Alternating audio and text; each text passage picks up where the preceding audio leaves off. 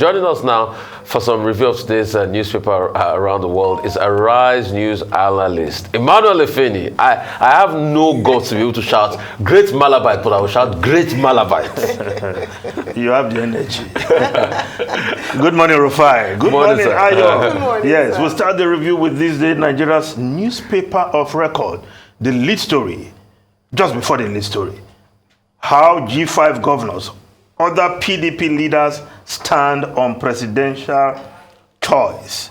Autumn, Mimiko, Duke, George, Ayim, back Obi. Wike, Fayoshe lean towards Tinubu. Ogwine now backing Atiku. Makinde, Ikpeazu still undecided. Yes, the G5 governors and of course the Integrity Group,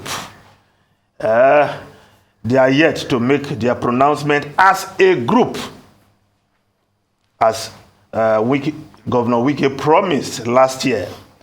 Initially, it was January 5, moved forward, and as at yesterday when he held court in that press conference, all one could take from his interview concerning who he's supporting is that he has foreclosed any chance of reconciliation with the candidate of his own political party because they are not willing to leave the PDP.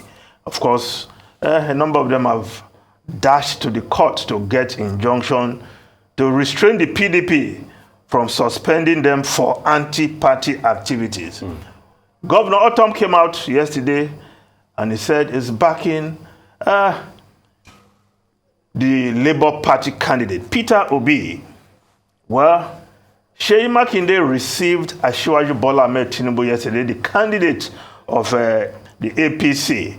And the chat or the discussion, the conversation, when he paid the courtesy call to the governor, was that, Bola Ahmed Tinubu soliciting for support, but Makinde was not forthcoming, saying on that day they will vote for fairness, they will vote for equity, and they will do the right thing. Of course, when you talk of fairness, equity, yes, to the extent that those who have made their views known are talking of Southern president, because nobody has opted for Kwankwanso, Rabiu Kwankwanso, the NPP candidate. So you want to say they are consistent to the extent that they are rooting for a Southern president. But again, at the end of this game, what can these governors bring to the table?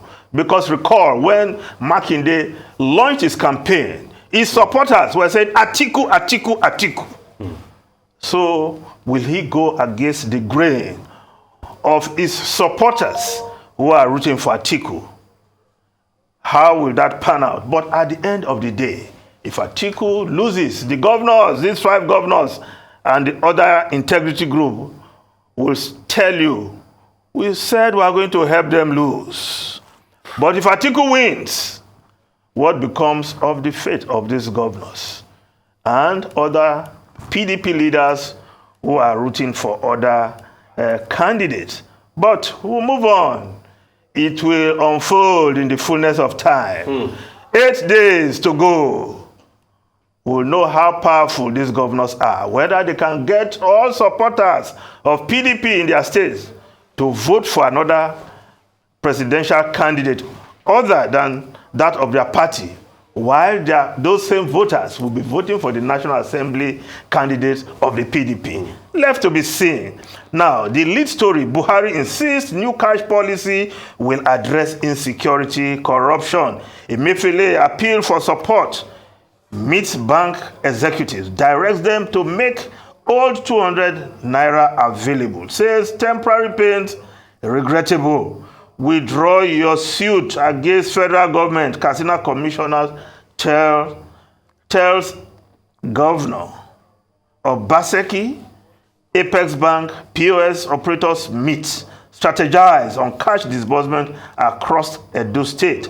Lagos, Gbajabiamila, Wike fault disregard for Supreme Court order. El-Rufai counter president urges Kaduna residents to continue using old notes. Of course, other newspapers are reporting this story. The New Telegraph newspaper, Naira notes, knocks kudos as Buhari declares 200 Naira valid till April 10. While the Vanguard newspaper, Naira policy, get saboteurs arrested, tried, Buhari tells CBN. The Guardian newspaper, voices trail Buhari's broadcast on return of old 200 Naira notes. The Daily Trust newspaper, Naira redesign, Buhari out to truncate democracy. Ganduje, the Kano State governor, making that claim. President counter Supreme Court insists on ban of old 500 Naira, 1,000 Naira notes. But there is a report just below the photograph in front page of the Daily Trust, perhaps to underline the pains people are going through over this, the availability of the new Naira notes. Pregnant woman dies in Kano hospital over payment alert delay. Doctors ignored my bleeding wife. Husband, yes. They were insisting that the payment made through electronic transfer be confirmed, and they were waiting for the alert, and the woman died. Those must be heartless doctors and nurses, yes, for them to do that, because the woman is in the hospital. If you attend to her, she's not running away. Mm-hmm. So these are heartless people making the Naira redesign policy look wicked, but that is not the intention of President Muhammadu Buhari and the central bank. The Nation newspaper, Naira, Buhari under attack for flouting Supreme Court ruling. Of course, just below the photograph there, Ibadan stand still for Tinubu, or you will vote equity, justice. Makinde tells APC candidate. He has not really said much. Makinde, yes, somebody was interpreting to mean our local, that's what he said, but I don't think so. That's not what he has said. He has not pitched his tent, because whatever he said there to Tinubu also applies to Peter Obi. Equity, fairness, movement of the presidency from north to south. And if you're talking of equity, fairness, southeast is where some of us will be looking. Yes. Now, if we just look at the Tribune newspaper, Naira policy broadcast, speaker, NBF, Afenifere, IPAC, others fault Buhari. While if we just look at the Daily Independent newspaper, Buhari draws flags for disobeying Supreme Court order. Now, the foreign newspapers, quickly. The Times of London. Sunak holds Belfast talks to sell his Brexit deal. Shuttle diplomacy amid doubts over EU court. Yes, the lingering issues of the Northern Ireland border is still very much there. And will Rishi Sunak, the British Prime Minister, be able to bring closure to this issue so that there is a deal on how that border should be operate under Brexit? Now, the Guardian newspaper, the Guardian of UK, Sturgeon exit delays vote on independence by 5 years.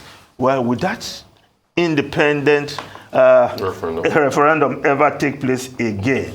But the Financial Times, if I come over to you, Sunak gambled on Brexit endgame, spurs warning from Eurosceptics. Yes, you were taking on Mr. Wilson on this issue of Brexit, whether it was a wrong decision or a right decision. Well, no time to cry over spilled milk. Live with the consequences. Yes. Rufai. But it's getting obvious that I'll pick some stories from local scene and go to the foreign scene and go to the local scene. But it's very obvious that this decision is already affecting them. And that's why, please, let us make arguments properly. When Brexit was going on, the argument, the debates, it was debates over the curvature of banana that they were making argument. They were not talking about the substantive issues like the Northern Ireland crisis and other very important issues. Now it's beginning to bite them. They were not talking about the economic implication. In fact, some of them lied that Britain was going to become a Singapore on Thames, production hub and all of that. But they can see what's happening to them now. That apart. Moving on from that, because I hear this, we just have some minutes left. Let me go to local matters. El-Rufai gave a state address yesterday that a lot of people looked and said, oh, when people were being killed in his state, if he had given many addresses like this, we would have said, oh, he's being responsive to the plight of the people. In the address, he also made mention of the dog whistle of some people planning a coup. Hope he knows that Fani Kayode has been visiting DSS custody to make further clarifications. I know you can say that and get away with it. He has immunity. Because he has immunity, but people should be careful. Because Fani Kayode now has been talking otherwise. Has been saying he apologized, he regrets. Thirdly, hope he knows that he is not the CBN governor. He can't be assuming position over CBN matters, because in one of his arguments in paragraph 14 of his speech, he was telling the CBN how to do their job. He said they were going to provide 400 billion. That is not in tandem with what is needed in the economy for circulation. That Professor Doyin Salami talked about 1.2 trillion. Hope he knows that he's not the one that runs the back end of the CBN. And he has no right to be able to teach CBN their job. So there were a lot of faux pas in the statements that were given yesterday. Ayo, please. Yeah, just very quickly, in his statement, he was also careful to not again join issues with the president. Did you notice that he kept on saying that the people behind, or those who lost the presidential primaries or the gubernatorial primaries of the APC, and then said they advised the president wrongly, even though the president in his speech yesterday took responsibility, full ownership. So they should stop this gameplay and speak to the president if they want to speak to the president.